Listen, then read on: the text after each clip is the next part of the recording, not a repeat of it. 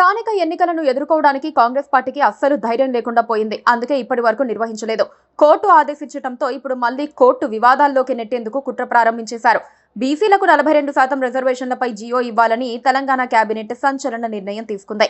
పంచాయతీల్లో రిజర్వేషన్ 50% పరిమితిని ఎత్తివేస్తూ జియో విడుదల చేయాలని నిర్ణయించింది. ఇప్పటికే రిజర్వేషన్లు పెంచాలని బిల్లులను ఆమోదించి కేంద్రానికి పంపింది.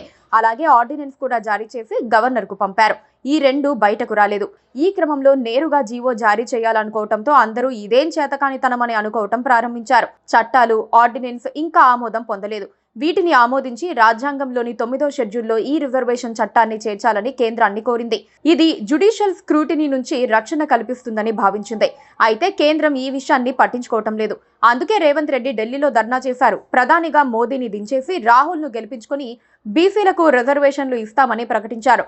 అనూహ్యంగా ఇప్పుడు జీవో జారీ చేయాలని నిర్ణయించారు. బిల్లులు, ఆర్డినెన్స్ ఆమోదం పొందక ముందే జీవో జారీ చేయాలన్న నిర్ణయం కోర్టులో నిలబడదు.